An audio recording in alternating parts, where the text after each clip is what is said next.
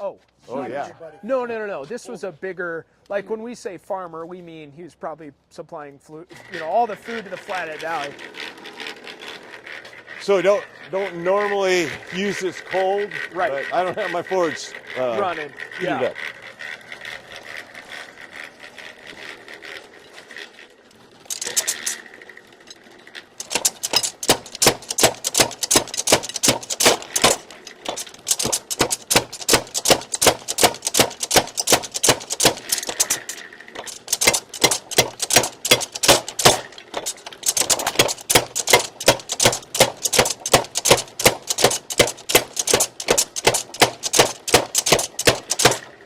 Wow.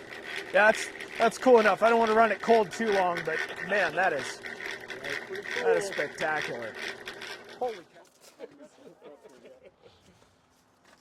So yeah, you can just ask me questions. Yeah, no, I will. Well, first thing, I'll do an introduction, and then we'll just let you talk to history, and I'll send you a copy of the video when we put it up on YouTube, if you're comfortable with that. Yeah, I am. Yeah, absolutely. Talk about your business, promote your business for me. Yeah, sure. Yeah.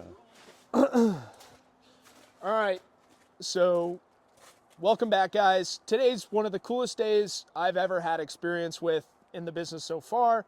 I'm here with Scott, and Scott owns a real fabrication shop here out of Lakeside, Montana, and he is selling a power hammer. Now, the biggest thing to know about these Little Giant power hammers is their history is length. They're into the 1800s, but I have not seen or heard of a lot of these power hammers in the 100-pound range. Most of them are the 25s and the 50s, so the fact that this is a 100-pound is incredible. And I'll let Scott kind of introduce himself and talk about the history. Hi, I'm Scott Eisenlohr. This is my shop here. We build gates and railings, and we have used this tool to do a lot of forge work, building mainly branches and different parts of railings, stuff that looks like trees and all that. But anyway, this hammer I purchased about, I think 15 years ago. And I had found out I ordered a spring, and the guy that owned the company that had the spring actually had purchased all of the Little Giant pieces and parts from the original factory. They do not build power hammers any longer.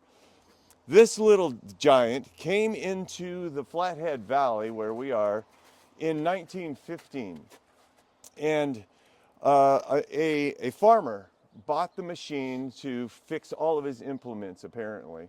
And so back in 1915, this came from Minnesota on the Great Northern Railroad, which is a real big deal around here. Dropped off, sat in his barn for years and years and years, and he used it often, apparently. I'm the fourth owner. It's 110 years old now. The serial number says it's 194, and I don't know how many of these 100-pounders Little Giant built, but they started in the mid 1800s all the way through, I think, around 1920s, somewhere in there. For some reason, I think the story goes that World War II came along. No one wanted these anymore, but they went on to build something else, and that ended the Little Giant power hammer production. So this tool has done me well. It's been modified. This is a belt driven motor or hammer. They used to use either water or wind power to power these things in the factories. It's been adapted with a 1 horsepower electric motor at this point, and does a great job. So this can still go into production, building whatever you want. And the name of your business, Scott? Is IronBird Design, and so we do all kinds of different metalwork, and I can show you some examples later on. Yeah. One thing that we kind of came up with on our own, I watch YouTube videos, and you learn everything on YouTube. Right. So we came up with these dies to use to put texture onto material. And I don't know if you want me to show you exactly what that looks like, but this die, I don't know if you can see that, is got weld bead inside there, and it produces a texture that looks just like that. Lord. There you go. Good. Okay, so that's a piece of bark texture that we use on railings. So anyway, and this just slides right onto there, and we can just hammer that texture in there. Is there anything you found with this machine that has broken that you had to refabricate or weld? I see one crack there. But... That came that way. It's at some point this must have been dropped. Right. And the part of this guide here was broken off and it was repaired, either probably brazed back together again. Like I said, I had to replace the spring at one point, and I did.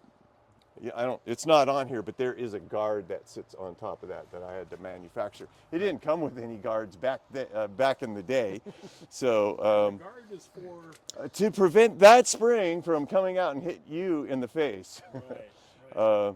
There is all kinds of adjustment on here for to get the dies to come down on, to hit perfectly, evenly, yeah. Depending on how thick of material you're working as well. But adjusting the all thread, the screw, the nuts on this end here, and then this is a clamp type assembly here that clamps onto this shaft, and you can move that up and down. And I've adjusted that before. I moved it about 1/8 of an inch, and it made a huge difference. So you kind of have to tweak it and play with it to get it to. But right now, it seems to be running perfectly fine. It has been for a long time. So I think we've got it dialed in. Yeah, and maybe we can get some video of you just running it real quick, if yeah, you're comfortable sure. with that. Yeah, we can. The one thing I was going to ask is, do we have a wrench to maybe tighten this bolt? Just so it's Sure. a little loose before we turn her on. That is something that does happen, and that's part of the regular maintenance, is that all these nuts and bolts that hold this thing together, you kind of need to tweak it. You don't want to tighten them too awfully tight, or else it'll freeze it up. Tight, too tight's broke. It's just right. Yeah. So let me grab a crescent wrench and I'll fix that. Perfect. So, yeah. Just keep your bolts tight. And, yeah. Okay. And use it, because once you start, I can see that. Yep. As soon as you start twisting and taking a shim out and tightening it up, it's gonna start binding. It will Got misalign. Yeah. And then it's gonna be havoc. I can see that. Okay. Yes. Maybe I'm going to have to try and back out the screws and replace. What is your knowledge? Or leave it alone. Right now. Yeah. Okay. I wouldn't do anything to it until it stops working. Okay. Right. All right. Just keep your bolts tight. And, Yeah. Okay. And use it, because once you start, I can see that. Yep. As soon as you start twisting and taking a shim out and tightening it up, it's gonna start binding. It will Got misalign. Yeah. And then it's gonna be havoc. I can see that. Okay. Yes. Yeah. Well, good, Chad. Are you volunteering to help me? I just. Oh, that's awesome, Scott. Thanks for having us out here and talking through this. No problem. This is cool. I'm gonna go grab the paperwork. Yeah. Because that's really cool to see. Yeah. Who I found online, and this is a price list of all the parts. Are you running? Yep. Okay, so this guy online, and I checked him out today.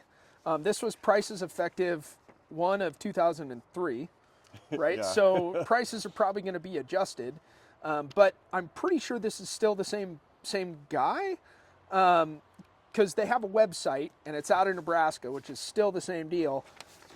I don't think this is the same name.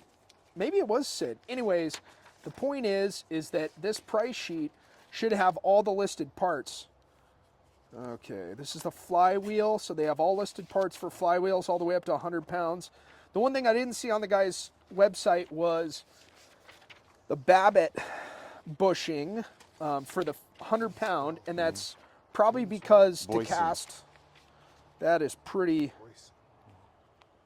extensive. There's the friction spider, not offensive, or not available. Yeah. Okay. There's the pulley and bushing. So they were for sale at one time. So I don't know if he'd still sell it, but Yeah, you're going to have to contact yeah, him to yeah, I find will. Yeah, out. well, thanks. This is awesome. So, if you want to talk through the paperwork, This is a bill of lading list, and this is 194. It was sold 11/9/1915. Shipped Great Northern to James, I think it was James Boyson, Kalispell, Montana, and then that's the guy that sold it to him. wow, that is so cool. That's a part of history right That there. is. Yeah. Wow. And then here's a brochure of parts. I don't know what year this one is. That's old. And there's more information. A lot of this stuff looks 50s, and I think I saw the plant shut down in what was it, like 1967? Yeah, it might have. Yeah, Okay. but I think they went out of production in the 20s, late 20s. Got it. I think. Yeah, because to hear the history on this and how old this thing was, and then it went out to an actual like farmer cattle rancher out here was man, that was so cool. Yeah, it's pretty amazing. Cool. Well, yeah. So you mind if we let me here. I'm going to fire hand it that up to and- you. That thing had a cost something back then. Oh. Oh Not yeah. everybody- No. This was a bigger, like when we say farmer, we mean he was probably supplying all the food to the Flathead Valley. So don't normally use this cold. Right. But I don't have my forge Running. heated Yeah. up.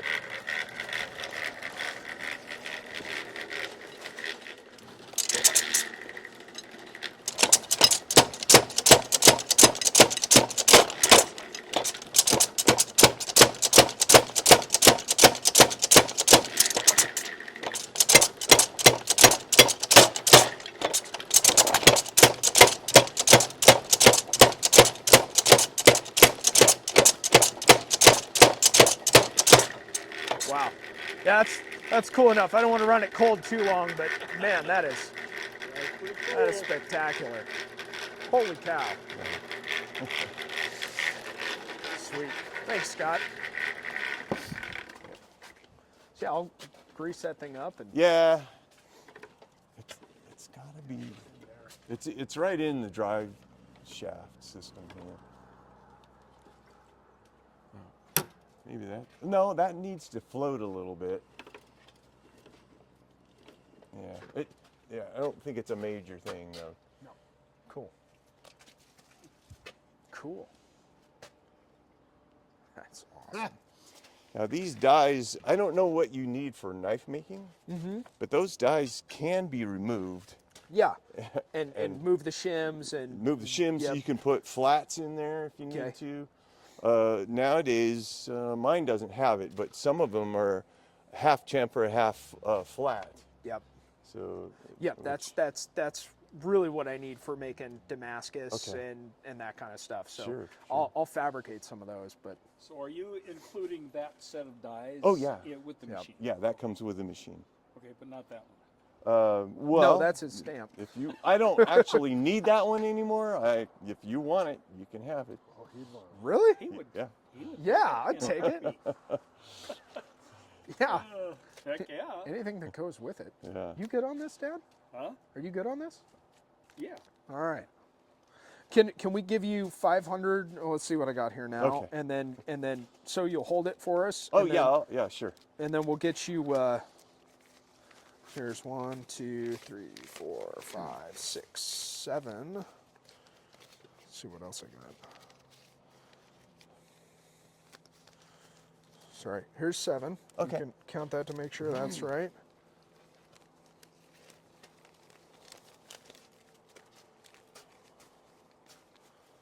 Okay, 20, 40, 60, 80, 90, 100. Okay. So there's 8. 8. And then we'll get Yep. you the rest that'll give you enough to hold it for us. Oh, hopefully. absolutely. Um, Yes. Just needed to make sure that it would run and everything. Oh yeah. Yeah, because I've been places before and they're like, well, we might have misled you a little bit on Oh, it. And no. I'm like, okay, all right. Is there anything in here as far as the clutch and its grabbing yeah. that you've had to replace? That... Oh no, I haven't had to replace anything in the drivetrain at all. Once again, only the spring has been the only thing that I've had to replace. Okay. I've torn this all apart. Sure. To check wear and tear on it. Yep. And everything checked out fine. Wow. So no cracks, nothing's busted at all. Yep. There is one. I mean, this is that collar is broken there, but that doesn't seem to be a problem at all. Okay. This right here, Dan, it's got a chip out of the collar right there. Which is causing it to bend up, but it's not all the way down the arm either.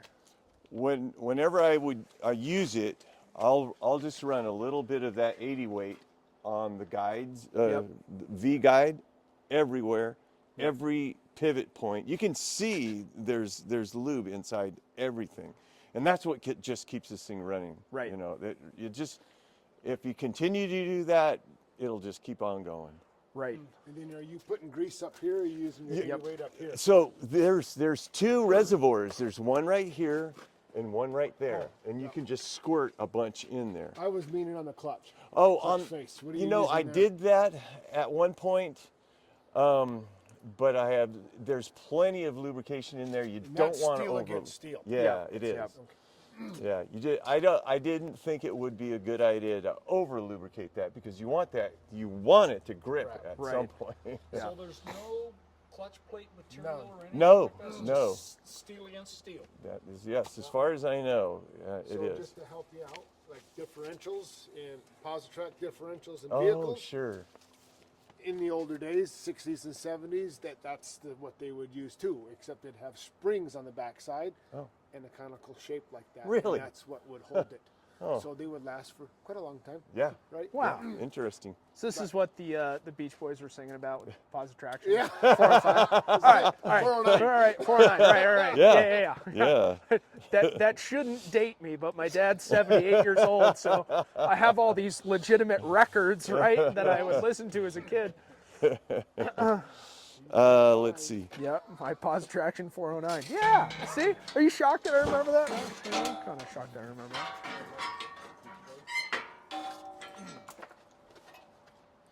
That is part of the guard. Now, I know you said you drilled this into the concrete.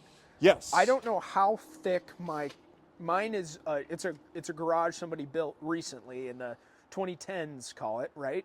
So I don't know how thick my concrete is, but I've seen. It has to be at least 4 inches. It's at least 4 inches. Right, but it's in the county, so it wouldn't have been regulated, which Sure. is. But Most so people do that. yeah, hopefully Still is so. 4 inch. My question is I've seen some of the guys, they get like the 3/4 inch rubber pad mat from. Here, this is for you. What? Oh, awesome. So, I just set this down. So wood down first. And then put this down, drill through. Okay. Now Now which goes down first? The wood goes down the first. wood goes right? down Okay. first, and then that lands on the pad. Rubber goes on top. and you can see exactly where it fit. Yeah. So, Wow, is that oak board? no, that's just fur. Well, that's hey. Yeah, but it works great. Yeah. I mean, when this thing's running, or even that one, Yeah. they can hear it a couple units down. You know, Yeah, like, yeah. Yeah, you know what I'm saying? they can feel it Oh. actually. Why they call it a power hammer. It is, yes. All right, guys, that pretty much wraps up the initial purchase and everything. Check us out next week, about Saturday, Sunday-ish after editing. We'll do the moving and logistics of the transportation of the steel.